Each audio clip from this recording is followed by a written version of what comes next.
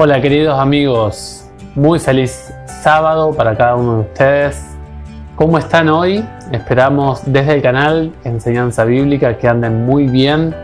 Esperamos que hayan tenido una semana llena de bendiciones, de la compañía del Señor, y de corazón anhelamos que el Señor esté con ustedes en este día. Qué lindo es poder descansar en el Señor. Hoy nos toca terminar la parte del mensaje a las naciones. Terminamos con Egipto. Recordemos que estamos viendo los 4 capítulos desde el 29 hasta el 32. Hablamos de Egipto y hoy vamos a ver que finalmente se le da una acusación y luego se habla de una escena de luto, de una endecha, un canto fúnebre para esta nación. Así que vamos a orar, y quiero decirles, si usted es la primera vez que está en este canal o quizá no está suscrito o mira los videos, le pedimos que por favor nos dé una manito, si puede, que puedan suscribirse, que puedan compartir con amigos. Les repetimos que son mensajes bíblicos para las personas que les gusta la Biblia, con mucho respeto. Y de corazón deseamos que si quieren y son mensajes respetuosos, dejen sus comentarios, y todos los respetuosos obviamente que los leemos y los tenemos en cuenta. Oramos y vamos a dar inicio al programita de hoy. Querido Padre que moras en el cielo, muchísimas gracias, nuestro buen Señor, por darnos la vida, la salud y la existencia en este momento. Gracias por permitirnos leer de tu palabra, y solo pedimos humildemente que el Espíritu Santo nos ayude a entenderla, que hagamos una aplicación para nuestra vida y que podamos ser enriquecidos por ella, Señor. Oramos en tu nombre. Amén. El capítulo 32 se divide en 2 partes. La primera parte está de los versículos 1 al 16 y la segunda 17 al 32. En la primera parte se hace como una especie de juicio o de acusación para con la nación de Egipto, y se toma el símbolo de el león y también específicamente más fuerte el dragón. En los versículos 17 al 32 hay una lamentación por su muerte y también la desaparición como nación. Se describe la llegada al Sheol o al sepulcro. En la primera parte, obviamente Dios en el versículo 1 da el año de cuándo es esta profecía, y esta profecía está instalada en el año 585 antes de Cristo, o sea, ya Jerusalén había sido tomada, y es una profecía que se lanza en contra de Egipto. Van a ver ustedes que en el versículo 2 habla acerca de el estado de perdición que tiene Egipto. Dice, tú estás perdido en medio de las naciones. Habla de la figura también del león y del dragón, figuras que denotan poder, denotan estabilidad, y son figuras que dice acá, ¿no? Todos los verbos están en pasado. Resoplabas, enturbiabas, agitabas, ¿no? O sea, todas las actividades de poder, de manifestación de victoria y de éxito que tenía Egipto, ahora estaba en el pasado. En el versículo 10 habla de que Dios es el que controla, Dios es el que administra el andar, el circuito de todas las naciones de este planeta. Dice, así habla el Señor, yo tenderé mi red sobre ti en la asamblea de las naciones. O sea, Dios habla de manera poética una reunión a nivel mundial, y dentro de esa reunión, dentro de esa asamblea, se decide que Egipto va a ser capturada. En los versículos 4 al 7 se habla de manera poética acerca de la muerte trágica que tendría esta nación. Habla, por ejemplo, de estrellaré a Egipto contra el suelo, la arrojaré en pleno campo. Dice en el versículo 5, tu carne la colocaré sobre las montañas y llenaré los valles con tus despojos. Regaré la tierra con el flujo de tu sangre. Es una figura que denota una gran matanza, un gran aniquilar de esta nación. Dice en el versículo 7, cuando te hayas extinguido, yo cubriré los cielos y oscureceré las estrellas, cubriré el sol con una nube y la luna no hará brillar su luz. Todos estos elementos son símbolos de, por ejemplo, en Mateo 24, la segunda venida de Jesús, habla del desorden, el caos que habrá para la nación de Egipto. Habla de su trágica muerte, habla de su vergüenza en público, de la caída de esta nación que será comida para las naciones. Dicen los versículos 8, 9 y 10 habla de Egipto, de su caída y también las consecuencias para con otras naciones. Habla que por causa de Egipto van a ser oscurecidos los astros luminosos del cielo. Y habla en el sentido de que otras naciones dependían de tener luz de la luz que tenía Egipto. Pero dice que para esta gran lumbrera que era Egipto vendrá tinieblas. En el versículo 9 dice, yo afligiré el corazón de muchos pueblos, porque muchos pueblos dependían de Egipto.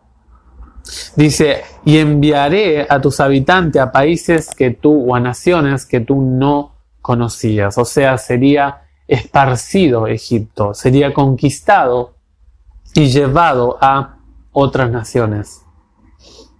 Dejaré consternados por tu causa a pueblos numerosos, se erizarán los cabellos de sus reyes. Las potencias de ese momento no entenderían qué está pasando con Egipto.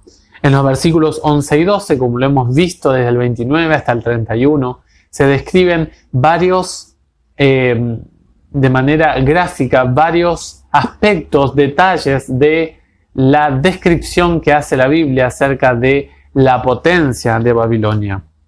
Habla de sus guerreros, habla de la estrategia que va a venir, el método, la espada, ¿no? Se habla mucho en este capítulo acerca de la espada.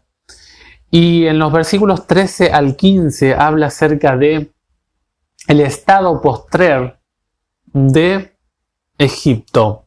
Dice allí que no habrá más actividad de hombre, no habrá más actividad de animales.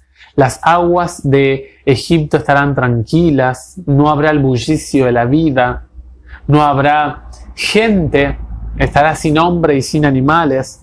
Dice en el versículo 15, habrá desolación, despojo y también herida en Egipto. Todos verbos que denotan golpes, violencia, lastimaduras, etc. En los versículos 17 hasta el 32 se hace una endecha, una lamentación, como dijimos en la segunda parte del capítulo de hoy. Esta endecha comienza en el versículo, el 17, indica también el mismo año que en el versículo 1. En el versículo 18 dice que el canto fúnebre es para la multitud de Egipto. Se va a tratar en el canto sobre las multitudes de Egipto y también cómo esa multitud de Egipto se va a hundir. Se le habla a las capitales de las naciones más ilustres, en las regiones más profundas, con los que bajan al Sheol, a la muerte, al sepulcro. En el versículo 20 dice, ellos caerán entre las víctimas de la espada. La espada es el elemento que aniquiló a todo el cúmulo de naciones que se va a hablar aquí. Dice, una espada está dispuesta, arrastren a Egipto y a toda su multitud. Entonces los más fuertes guerreros y sus ayudantes les dirán, desde el medio del abismo, han bajado y yacen tendidos los incircuncisos, víctimas de la espada. Es interesante que Egipto practicaba la circuncisión antes que el pueblo hebreo. Y estar o cohabitar o compartir espacio con alguien incircunciso era una terrible indignidad, una terrible vergüenza e incomodidad para Egipto. Dice acá en el versículo 21 de manera metafórica, hace como una charla en el Sheol, en el espacio, en el sepulcro donde están las potencias, las naciones, los reyes de las diferentes naciones, y ahora vamos a ver cuáles. Es interesante que le dicen a Egipto, ahora viene acá a habitar con nosotros. Ahora viene por causa de la espada, porque la espada le llegó también a su país, a su región. Y se empieza a nombrar, allí en el versículo 22 y 23 se nombra Asiria. ¿Se acuerdan ustedes de Asiria? Los asirios todavía en el 612, allí los medos y los babilonios habían conquistado a Siria y la habían prácticamente, a Nínive específicamente la capital, que en otras palabras se destruyó prácticamente a Siria porque, Nínive era la capital, la ciudad más poderosa. ¿Y por qué? ¿Por qué todas estas naciones fueron caídas? Lo va a decir en el versículo 23, dice, Asiria cayó porque sembró el terror por la tierra de los vivientes. No empleó su poder de manera equilibrada, sino que se aprovechó de las naciones y las aniquiló, humillándolas y matando por doquier. En el versículo 24 está la nación de Elam. Allí hablábamos acerca de su origen, de quiénes eran, de qué descendiente venían los elamitas en Jeremías 49. Pueden buscar el video y lo buscan y lo tienen. Específicamente los versículos 34 al 39, si no mal recuerdo. Allí se habla de esta nación.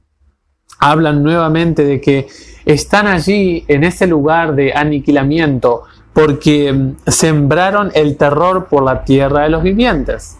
Ahora, dice, elamitas caigan con su vergüenza, junto con los que bajan a la fosa y han sido puestas en medio de las víctimas. Luego se habla en el versículo 26 y 27 de Mesec y Tubal, dos naciones que se nombran allí en Génesis 10.2. Lo pueden buscar, hablar de sus inicios, de sus orígenes. Eran descendientes de Tubal, también se le llama en Génesis 10.2 Mushku a los Mesec, y habla acerca de la multitud en torno de su tumba. Naciones, dice el versículo 26, que expandieron el terror por la tierra de los vivientes. También en el versículo 30 habla de los príncipes del norte, que puede estar hablando de los sirios. También habla de los sidonios, que hace alusión a las regiones o las naciones fenicias, como Tiro y Sidón, por ejemplo. Dice, avergonzado junto con las víctimas a pesar del terror que inspiraba su bravura. Yacen incircunciso entre las víctimas de la espada y cargan su vergüenza junto con los que bajan a la fosa. El faraón los verá y se consolará a la vista de toda esa multitud. Dice el versículo 28. Tú, faraón, en cambio, ya serás en medio de los incircuncisos con las víctimas de la espada. El mensaje, y también se habla en el versículo 29 de Edom, también Jeremías 49, familiares de los judíos, de los hebreos, y se habla aquí acerca de todas las naciones que terminaron mal, y Egipto no iba a ser la excepción. Y esta consecuencia, queridos amigos, y es el mensaje central del capítulo de hoy, que cuando nosotros tenemos la posibilidad de desarrollar un liderazgo, desarrollar una influencia, desarrollar y causar un impacto en otros, qué triste es cuando desaprovechamos esas oportunidades como lo hizo Egipto y todas estas naciones que hemos visto. ¿Y saben qué es lo más irónico de esto? Que el consuelo de Egipto fue ver a esas naciones de manera poética, como lo escribe Ezequiel, en esa asamblea de naciones que hablan en el Sheol, ¿no? el consuelo de esta nación fue ver a otras naciones en su mismo estado. Hasta en la misma condición de igualdad, de equidad para todas las naciones, hasta el mismo límite de llegar a la muerte, Egipto no había aprendido la lección.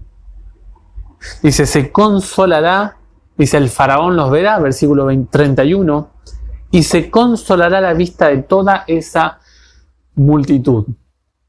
Qué irónico, ¿no?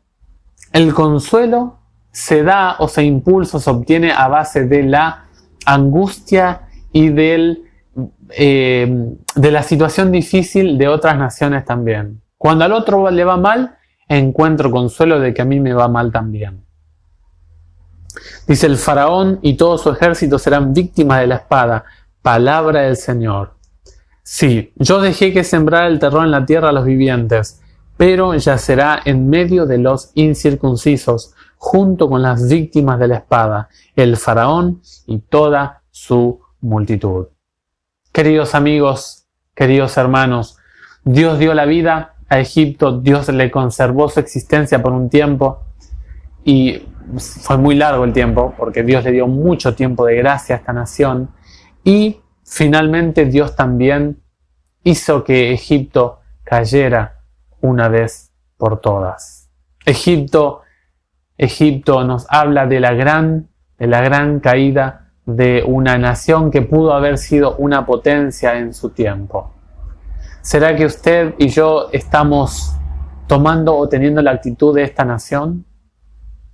¿Será que estamos empleando todas las capacidades que Dios nos da, la posición que Dios nos dio para hacer bien a otros, para ayudar a otros a llevarlos al camino del Señor? ¿O será que cuando el Señor nos llame a rendir cuentas, estaremos en esta asamblea de los impíos? Estaremos en esta asamblea sacando la cuenta de que estamos allí por nuestra impiedad. Y no solamente eso, sino que nos vamos a consolar cuando a otros les vaya mal. ¿Será que nos consolaremos con la desgracia del prójimo? ¿Será que todavía estaremos en el periodo de nuestra destrucción, cuando el Señor nos dé el salario, como dice la Biblia, a cada uno según su salario, según su conducta? ¿Será que todavía estaremos allí sin haber aprendido la lección? Ojalá que nosotros aprendamos del error de Egipto. Hemos acabado una etapa del libro de Ezequiel. Comenzaremos otra el día de mañana y en la nueva semana que estaremos iniciando lectura. Así que continuemos estudiando, continuemos creciendo con este libro. Que el Señor les bendiga ricamente. Fuerte abrazo y nos vemos en la próxima.